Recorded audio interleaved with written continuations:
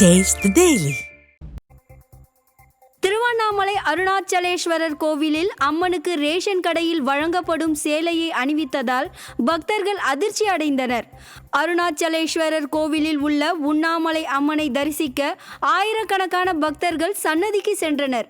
அப்போது ரேஷன் கடையில் வழங்கப்படும் சேலையை அணிவித்திருந்ததால் அதிர்ச்சி அடைந்த பக்தர்கள், ஆண்டுக்கு 100 கோடி ரூபாய் வருமானம் வரும் கோவிலில் அம்மனுக்கு ரேஷன் கடையில் வழங்கப்படும் சேலையை அணிவிப்பதுதான் அறநிலைத்துறை அதிகாரிகளின் லட்சணமா என கொந்தளித்துள்ளனர். கோவை மாநகராட்சியில் முறையாக சாலையை சீரமைக்காததால் பொதுமக்கள் அவதி அடைந்து வருகின்றனர். கவுண்டம்பாளையம் பகுதியில் உள்ள SRK 4வது தெருவில் கடந்த மாதம் சாலை அமைக்கும் பணி நடைபெற்றதாக கூறப்படுகிறது. இந்நிலையில் சரியான முறையில் சாலையை சரி செய்யாததை குறித்து அதிகாரிகளிடம் பலமுறை தகவல் தெரிவித்தும் நடவடிக்கை எடுக்கவில்லை என்றும் பொதுமக்கள் குற்றம் சாட்டுகின்றனர். விடிய அரசின் அதிகாரிகள் விரைந்து நடவடிக்கை எடுக்க வேண்டும் எனவும் பொதுமக்கள் கோரிக்கை விடுத்துள்ளனர். கோவையில் பல்வேறு கோரிக்கைகளை வலியுறுத்தி விடிய அரசுக்கு எதிராக CITU டாஸ்மாக் ஊழியர்கள் கவன ஈர்ப்பு ஆர்ப்பாட்டத்தில் ஈடுபட்டனர். கோவை தாசில்தார் அலுவலகம் முன்பாக நடைபெற்ற ஆர்ப்பாட்டத்தில் பார்களுக்கு காலை 11 மணி முதல் இரவு 11 மணி வரை அனுமதி வழங்கியதை ரத்து செய்ய வேண்டும் எனவும், FL2 பார்களுக்கு அனுமதி வழங்கக்கூடாது என்பதையும் வலியுறுத்தி ஊதிய உயர்வு குறித்த துறை அமைச்சர் தங்களை அழைத்து பேச்சுவார்த்தை நடத்த வேண்டும் எனவும் வலியுறுத்தினர்.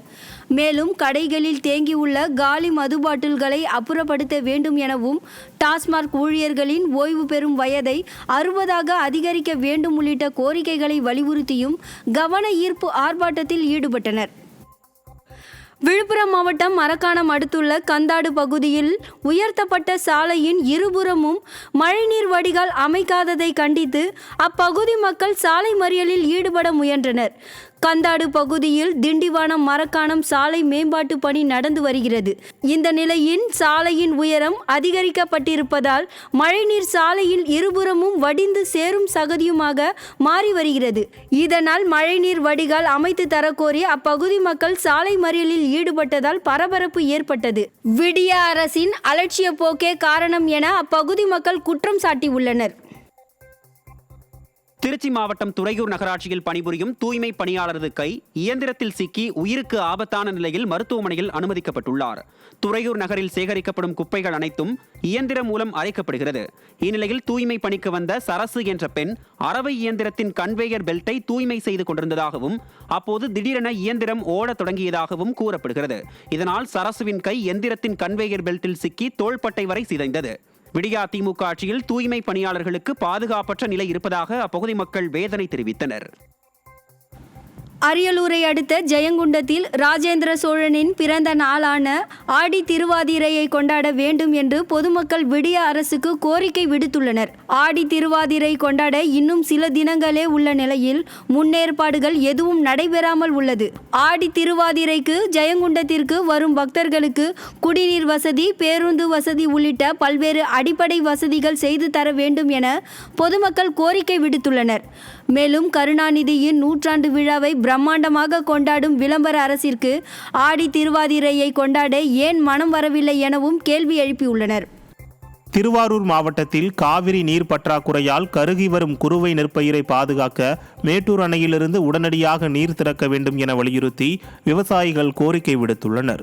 இந்த ஆண்டு கர்நாடகாவிலிருந்து உரிய நீர் கிடைக்காத நிலையில் குறுவை சாகுபடி முற்றிலுமாக பாதிக்கப்பட்டுள்ளது.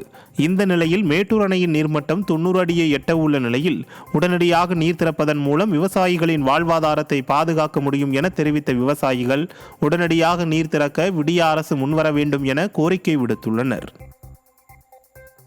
வேலூர் மாவட்டம் பேரணாம்பட்டு அருகே போதிய மின்விளக்கு இல்லாததால் சாலையின் குறுக்கே உள்ள சுவரின் மீது லாரி மோதி ஓட்டுநர் காயமடைந்தார். பெங்களூரிலிருந்து செய்யாருக்கு வெங்காயம், தேங்காய் உள்ளிட்ட பொருட்களை ஏற்றிக்கொண்டு லாரி புறப்பட்டது. பேரணாம்பட்டு அருகே உள்ள மத்தூர் பகுதியில் லாரி வந்து கொண்டிருந்த போது திடீரென கட்டுப்பாட்டை இழந்து சென்டர் மீடியனில் மோதியது. இதில் ஓட்டுநர் லேசான காயங்களுடன் உயிர் தப்பினார். விடியா திமுக ஆட்சியில் போதிய மின்விளக்குகள் அமைக்கப்படாததே அடிக்கடி விபத்து ஏற்பட காரணம் என பகுதி மக்கள் குற்றம் சாட்டுகின்றனர். திருப்பூரில் பாதாள சாக்கடை கழிவுநீர் சாலையில் வெளியேறி துர்நாற்றம் வீசுவதாக பொதுமக்கள் குற்றம் சாட்டியுள்ளனர். KVR நகர் கொடிக்கம்பம் பகுதியில் வணிக நிறுவனங்கள் மற்றும் வணிக நிறுவனங்கள் அமைந்துள்ளதால் அதில் 5000க்கும் மேற்பட்ட வீடுகள் உள்ளது. வீடுகளுக்கு அமைக்கப்பட்ட பாதாள சாக்கடை மேனுவல் குழாயில் அடைப்பு ஏற்பட்டதால் கழிவுநீர் வெளியேறி கடும் துர்நாற்றம் வீசுவதால் நோய் தொற்று ஏற்படும் அபாயம் உள்ளதாகவும் மாநகராட்சி அதிகாரிகள் நடவடிக்கை எடுக்கவில்லை எனவும் பொதுமக்கள் குற்றம் சாட்டியுள்ளனர்.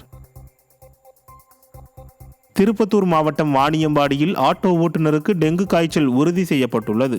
கோணாமேடு பகுதியைச் சேர்ந்த ஆட்டோ ஓட்டுநர் ஜெயபால் கடந்த 2 நாட்களுக்கு முன்பு காய்ச்சலால் பாதிக்கப்பட்டு வாணியம்பாடி அரசு மருத்துவமனையில் சிகிச்சை பெற்று வந்த நிலையில் டெங்கு காய்ச்சல் உறுதி செய்யப்பட்டது. ஏற்கனவே பல மாவட்டங்களில் பொதுமக்கள் டெங்கு காய்ச்சலால் பாதிக்கப்பட்டு வரும் நிலையில் விடிய அரசு எந்தவித முன்னெச்சரிக்கை நடவடிக்கையும் எடுக்கவில்லை என பொதுமக்கள் குற்றம் சாட்டியுள்ளனர். திருவள்ளூர் மாவட்டம் பழவேற்காடு அருகே 80 லட்சம் ரூபாய் மதிப்பிலான மீன்பிடி வலைகள் தீயில் எரிந்து சேதமடைந்ததால் மீனவர்கள் கண்ணீர் விட்டு கதறினர். லைட் ஹவுஸ் ஊராட்சிக்குட்பட்ட அரங்கக்குப்பம் கிராமத்தில் நள்ளிரவு 2 மணியளவில் படகுகள் மற்றும் வலைகள் வைத்திருந்த இடத்தில் புகை வெளியேறிய நிலையில் திடீரென தீப்பற்றி எரிந்ததாக கூறப்படுகிறது. இதனை கண்ட அக்கம் பக்கத்தினர் தீயை அணைத்த நிலையிலும் வலைகள் எரிந்து சாம்பலானது.